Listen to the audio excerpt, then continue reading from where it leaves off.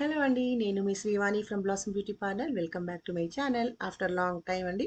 చాలా బ్రేక్ వచ్చింది. మీకోసం మటుకు బ్యూటిఫుల్ బ్రైడల్ హెయిర్ స్టైల్ అయితే తీసుకొచ్చాను. రియల్ పెళ్ళికూతురు అనమాట తను. తనకి ఎర్లీ మార్నింగ్ 4 o'clock మేము ఈ హెయిర్ స్టైల్ వేసి మేకప్ చేసాము.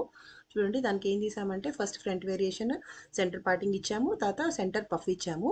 ఎందుకంటే south Indian Telugu brides specially జీలకర్ర బెల్లం అది పెడుతుంటారు కాబట్టి ఆ టైంలో పఫ్ అనేది అనిపోకుండా ఉండడానికి ఇలా చేసుకుంటే బాగుంటుంది. సో దానికోసం ఏం చేస్తున్నా అంటే క్రౌన్ ఏరియాలో చిన్న పఫ్ ఇస్తున్నాను.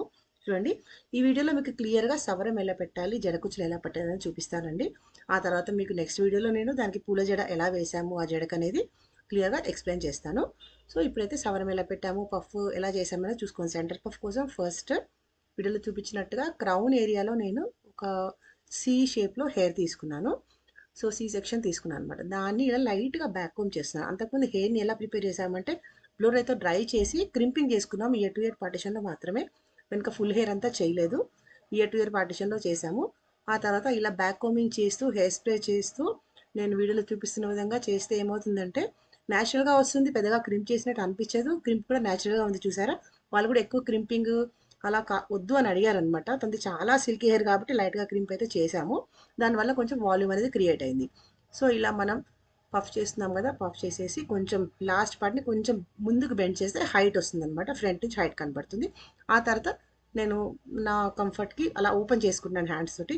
అలా చేస్తే ఏమవుతుందంటే చాలా ఈక్వల్గా వస్తుంది. చూసారు కదా బ్యాక్ సైడ్ ఎంత బాగా వచ్చిందో. ఆ తర్వాత ఆ పఫ్ని మనం వాళ్ళకి క్లయింట్ని అడిగి వాళ్ళకి ఎంత హైట్ కావాలనే విధంగా అడిగి మిర్రర్లో చూపిస్తూ దాని ప్రకారం మనం పినప్ చేసుకోవాల్సి ఉంటుంది. ఆ తర్వాత ఫ్రంట్ వేరియేషన్ ఎలా ఉందనేది తనకు చూపిస్తున్నాము. ఇందులో అయితే మీకు ఫ్రంట్ వేరియేషన్ వీడియో అయితే షూట్ చేయలేకపోయాను. సో బ్యాక్ అయితే పఫ్ ఇచ్చేసి పిన్స్తోని సెక్యూర్ చేసాం చూడండి. ఆ తర్వాత మీకు సవరం ఎలా పెట్టాలి అనేది చాలా క్లియర్గా ఎక్స్ప్లెయిన్ చేస్తాను. అండ్ ఇక్కడ వచ్చేసి బాబ్ పిన్స్ క్రాస్ మెథడ్లో పెడుతున్నాను చూసారా. అంటే ఒకదాని మీద ఒకటి ఇలా క్రాస్ చేసి పెట్టాలన్నమాట.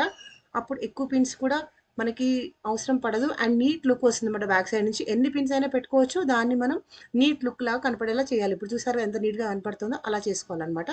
సో పిన్స్ అనేవి అలా పెట్టుకోవాలి. ఇప్పుడు ఏం చేస్తున్నా అంటే తన ఒరిజినల్ హెయిర్ని 2 పార్ట్స్లో డివైడ్ చేశాము.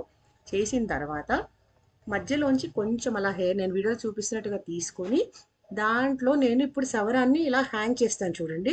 ఇప్పుడు సవరం ఒకటి తీసుకొచ్చి మీకు చూపిస్తాను తనకి ఎలా పెట్టామో. రియల్ బ్రైడ్ కదా, తనకు ఈ సవరం ఎలా పెట్టామో మీకు రియల్గా అర్థమయ్యేలా చెప్తున్నాను చూడండి. చూడండి ఇలా సవరాన్ని ఏదైతే నేను స్ట్రాండ్ తీసుకున్నానో తన ఒరిజినల్ హెయిర్లోంచి దానిపైన పెడతాను చూడండి. అలా అలా పెట్టేయాలన్నమాట.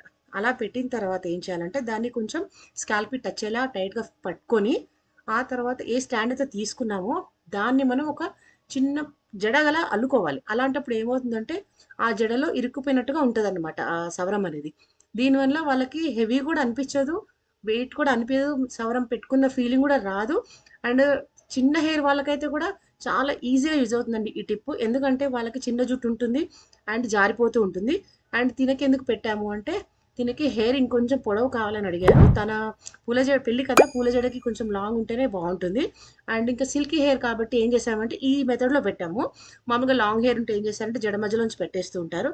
ఇట్లా ఎందుకు పెట్టామంటే సిల్కీ హెయిర్ వాళ్ళకి కొంచెం హెయిర్ జారిపోయే ఛాన్సెస్ ఉంటాయండి. సవరం పెట్టిన తర్వాత అందులో అంత సిల్కీ హెయిర్ ఉన్నప్పుడు సవరం కొంచెం జారిపోతూ ఉంటుంది.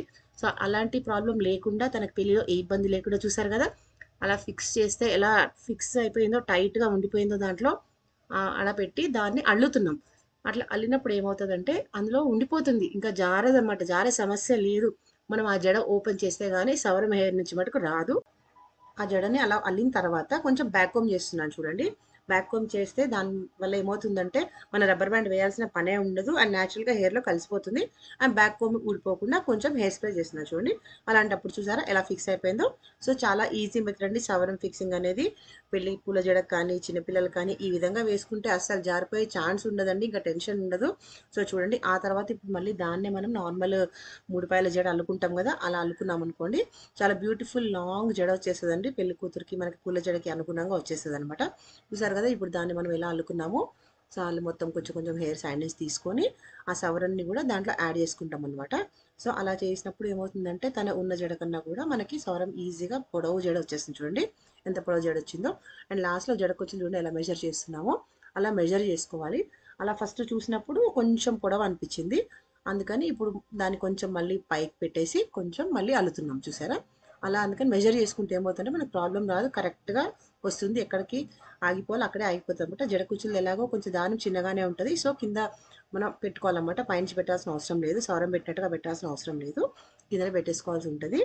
అండ్ ఇప్పుడు మామూలుగా ఏం చేస్తున్నారంటే కొంచెం జడకి నెట్ ఇస్తున్నారు. సో ఈ బ్రైడ్ మటుకు నాకు నెట్ వద్దండి అని చెప్పారు. అందుకోసమని నెట్ లేనప్పుడు ఎలా ఫిక్స్ చేయాలో అది కూడా మీకు చూపిస్తాను.